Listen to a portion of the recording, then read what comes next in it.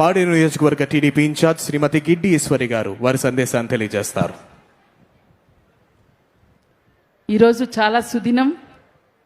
మా అందరి యొక్క ప్రీతమ నేత, మా ఆపద్బాంధవుడు, రాఖీ పండుగ రోజున, మా గిరిజన ప్రపంచ ఆదివాసీ దినోత్సవం రోజున మా అందరికీ పలకరించడానికి, మాతో ఈ రోజంతా గడపడానికి విచ్చేసినటువంటి మా యొక్క ప్రియతమ అధినేత, మా ముఖ్యమంత్రి వర్యులకి మా అందరి తరపున హృదయపూర్వక నమస్కారాలు తెలియజేస్తున్నాం సార్.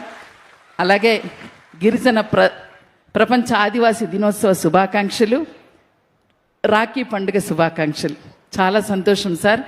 నిజంగా తమరు 2014 నుంచి 19 వరకు నిజంగా ఒక సువర్ణ యుగం సార్ అది.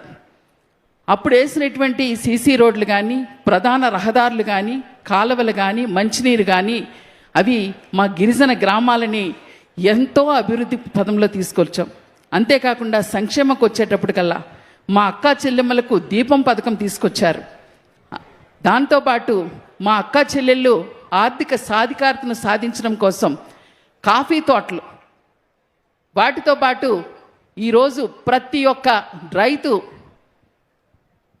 పేదరికం నుంచి నిర్మూలన అవ్వాలంటే, మనం గొప్పవాళ్ళు అవ్వాలంటే కాఫీయే కాదు, టూరిజంను కూడా మీరు ప్రమోట్ చేయడానికి ఈరోజు అందాలు ఉన్నటువంటి వంజంగి గ్రామాన్ని తమరు దర్శించడం రాబోయే కాలంలో ఇది మాకందరికీ కూడా ఎంతో ఉపయోగంగా ఉంటుందని తమరికి మేము హృదయపూర్వక ధన్యవాదాలు తెలియజేసుకుంటూ, ఎన్నో చెప్పాలని ఉంది కానీ ఈ ఆనందంలో సమయం కూడా తక్కువ ఉంది సార్.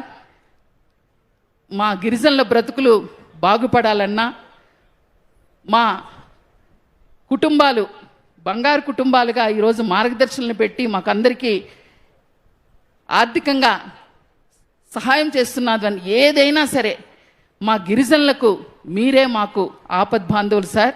అదేవిధంగా జీవో నెంబర్ 3ని ఇచ్చి మా ఉపాధ్యాయ ఉద్యోగులకి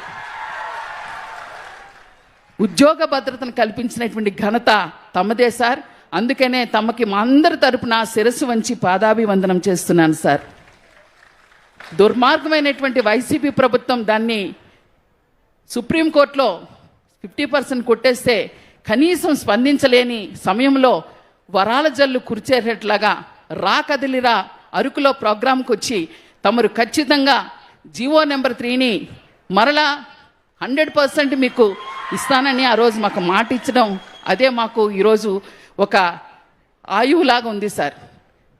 ఇలా ప్రతి కుటుంబం ఇచ్చేటటువంటి సంక్షేమ పథకాలే కాదు, ప్రతి కుటుంబం కూడా ఉపాధిని కావాలని చెప్పి మీరు ఇస్తున్నటువంటి ఉద్యోగ భద్రతకు మా అందరి తరపున మరొక్కసారి శిరస్సు వంచి పాదాభివందనం చేస్తూ, ఇంత గొప్ప సభలో నాకు ఈ అవకాశం ఇచ్చినటువంటి పెద్దలు, అందులో సార్ తమరు నన్ను మీ వాహనంలో ఎక్కించుకొని మాట్లాడుతూ వెళ్తుంటే నా జన్మ ధన్యమైపోయింది సార్. నిజంగా